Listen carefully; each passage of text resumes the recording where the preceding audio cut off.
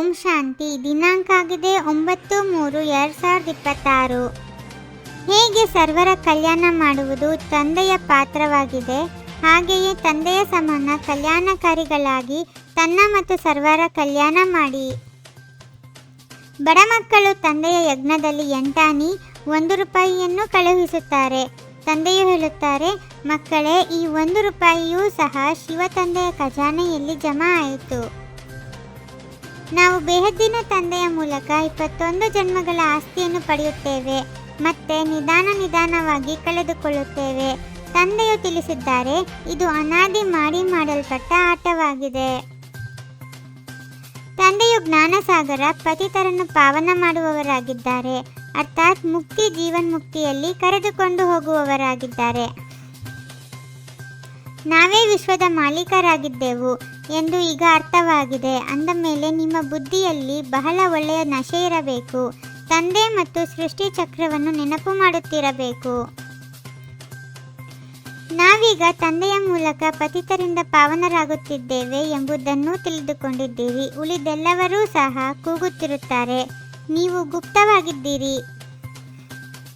ಬ್ರಹ್ಮಕುಮಾರ ಕುಮಾರಿಯರೆಂದು ಹೇಳುತ್ತಾರೆ, ಆದರೆ ಇವರಿಗೆ ಓದಿಸುವವರು ಯಾರು ಎಂಬುದನ್ನು ಅರಿತುಕೊಂಡಿಲ್ಲ. ಗೀತೆಯ ಭಗವಂತ ಶಿವನೇ ಬಂದು ಮಕ್ಕಳಿಗೆ ರಾಜಯೋಗವನ್ನು ಕಲಿಸಿದ್ದಾರೆ. ಈ ಜ್ಞಾನವು ಆದಿ ಸನಾತನ ದೇವಿ ದೇವತಾ ಧರ್ಮದವರಿಗಾಗಿಯೇ ಇದೆ. ತಂದೆಯು ತಿಳಿಸುತ್ತಾರೆ, ನಾನೇ ಆದಿ ಸನಾತನ ದೇವಿ ದೇವತಾ ಧರ್ಮ ಸ್ಥಾಪನೆ ಮಾಡಿದ್ದೇನೆ. ನಾವು 84 ಜನ್ಮಗಳ ಚಕ್ರವನ್ನು ಹೇಗೆ ಸುತ್ತುತ್ತೇವೆ? ನಾವೇ ವಿಶ್ವದ ಮಾಲೀಕರಾಗಿದ್ದೆವು. ನಂತರ ರಾವಣನು ರಾಜ್ಯವನ್ನು ಕಸಿದುಕೊಂಡನು. ಈ ಜ್ಞಾನವನ್ನು ತಂದೆಯೇ ಕೊಟ್ಟಿದ್ದಾರೆ. ಮನುಷ್ಯರು ದಸರಾ ಇತ್ಯಾದಿ ಹಬ್ಬಗಳನ್ನು ಆಚರಿಸುತ್ತಾರೆ, ಆದರೆ ಸ್ವಲ್ಪವೂ ಜ್ಞಾನವಿಲ್ಲ. ಹೇಗೆ ನಿಮಗೂ ಸಹ ಈ ಜ್ಞಾನವಿರಲಿಲ್ಲ. ಈಗ ಜ್ಞಾನವು ಸಿಗುತ್ತಿದೆ, ಆದ್ದರಿಂದ ನೀವು ಖುಷಿಯಲ್ಲಿರುತ್ತೀರಿ. ಬೇಹದ್ದಿನ ತಂದೆಯಿಂದ ಬೇಹದ್ದಿನ ಆಸ್ತಿಯೂ ಸಿಗುತ್ತದೆ. ಅಂದ ಮೇಲೆ ಈಗ ತನ್ನ ಹಾಗೂ ಅನ್ಯರ ಕಲ್ಯಾಣವನ್ನೂ ಮಾಡಬೇಕಾಗಿದೆ. ಎಲ್ಲರ ಕಲ್ಯಾಣ ಮಾಡಬೇಕಾಗಿದೆ. ನಾವು ತಂದೆಯಿಂದ ಜ್ಞಾನವನ್ನು ಪಡೆಯುತ್ತಿದ್ದೇವೆ. ನಿಮ್ಮ ಅನ್ಯ ಸಹೋದರ ಸಹೋದರಿಯರು ಯಾರು ತಿಳಿದುಕೊಂಡಿಲ್ಲವೋ ಅವರಿಗೂ ಸಹ ಮಾರ್ಗವನ್ನು ತಿಳಿಸುವುದು ನಿಮ್ಮ ಧರ್ಮವಾಗಿದೆ. ನಾವು ಮೊದಲು ನರಕವಾಸಿಗಳಾಗಿದ್ದೆವು, ಈಗ ಸ್ವರ್ಗವಾಸಿಗಳಾಗುತ್ತಿದ್ದೇವೆ. ಈ ಚಕ್ರವು ನಿಮ್ಮ ಬುದ್ಧಿಯಲ್ಲಿ ಸದಾ ತಿರುಗುತ್ತಿರಬೇಕು. ಇದರಿಂದ ನೀವು ಸದಾ ಖುಷಿಯಲ್ಲಿರಿ. ನೀವು ಪರಿಶೀಲನೆ ಮಾಡಿ, ಭಾರತವು ಇಡೀ ವಿಶ್ವದ ಮಾಲೀಕನಾಗಿತ್ತು. ಸತ್ಯತ್ರೇತಯುಗದಲ್ಲಿ ಎಷ್ಟೊಂದು ಸುಖವಿತ್ತು. ಈಗ ಪುನಃ ತಂದೆಯು ವಿಶ್ವದ ಮಾಲೀಕರನ್ನಾಗಿ ಮಾಡುತ್ತಿದ್ದಾರೆ. ನಾವು ಪೂರ್ಣ ಪತಿತರಾಗಿದ್ದೆವು. ಬಲೆ, ಹಳೆಯ ಪ್ರಪಂಚದಲ್ಲಿ ಎಷ್ಟಾದರೂ ಲಕ್ಷಾಧೀಶ್ವರ ಕೋಟ್ಯಾಧೀಶ್ವರ ಇರಬಹುದು, ಆದರೆ ಇದೆಲ್ಲವೂ ಕವಡೆಯ ಸಮಾನವಾಗಿದೆ.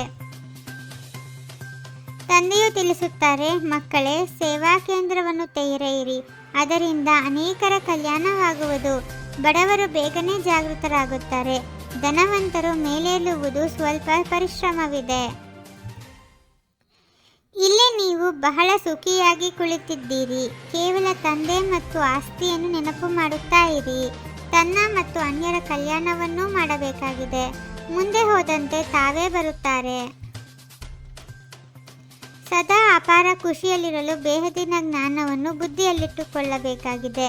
ಜ್ಞಾನ ರತ್ನಗಳಿಂದ ತಮ್ಮ ಜೋಳಿಗೆಯನ್ನು ತುಂಬಿಸಿಕೊಂಡು ತನ್ನ ಹಾಗೂ ಸರ್ವರ ಕಲ್ಯಾಣ ಮಾಡಬೇಕಾಗಿದೆ. ಭವಿಷ್ಯ 21 ಜನ್ಮಗಳ ರಾಜ್ಯಭಾಗ್ಯದ ಅಧಿಕಾರವನ್ನು ತೆಗೆದುಕೊಳ್ಳಲು ತನ್ನದೆಲ್ಲವನ್ನೂ ವರ್ಗಾವಣೆ ಮಾಡಬೇಕಾಗಿದೆ. ಈ ಚೀಚಿ ಪ್ರಪಂಚದಿಂದ ಬಿಡುಗಡೆ ಹೊಂದುವ ಯುಕ್ತಿಯನ್ನು ರಚಿಸಬೇಕಾಗಿದೆ. ಒಬ್ಬ ತಂದೆಯ ಪ್ರೀತಿಯಲ್ಲಿ ಲವಲೀನರಾಗಿದ್ದು ಸದಾ ಏರುವ ಕಲೆಯ ಅನುಭವ ಮಾಡುವಂತಹ ಸಫಲತಾ ಮೂರ್ತಿ ಭವ. ಸೇವೆಯಲ್ಲಿ ಅಥವಾ ಸ್ವಯಂನ ಏರುವ ಕಲೆಯಲ್ಲಿ ಸಫಲತೆಗೆ ಮುಖ್ಯಾಧಾರ ಆಗಿದೆ ಒಬ್ಬ ತಂದೆಯೊಂದಿಗೆ ಅಟೂಟ ಪ್ರೀತಿ. ತಂದೆಯ ಹೊರತು ಮತ್ಯಾರೂ ಕಾಣಿಸಬಾರದು. ಯಾರು ಅಂತರ್ಮುಖಿ ಆಗಿದ್ದು ಲೈಟ್ ಮೈಟ್ ರೂಪದಲ್ಲಿ ಸ್ಥಿತರಾಗಿರುತ್ತಾರೆಯೋ ಅವರೇ ಯೋಗಿ ಆತ್ಮರಾಗಿದ್ದಾರೆ. ಓಂ ಶಾಂತಿ. 21 ಜನ್ಮಗಳಿಗೆ 21 ಪರಮಾತ್ಮನ ಮಹಾವಾಕ್ಯಗಳನ್ನು ಆಲಿಸಿ ಹಾಗೂ ನಿಮ್ಮದಾದ ಈ ಚಾನಲ್ಗೆ ಲೈಕ್ ಮಾಡುವುದನ್ನು ಮರೆಯದಿರಿ.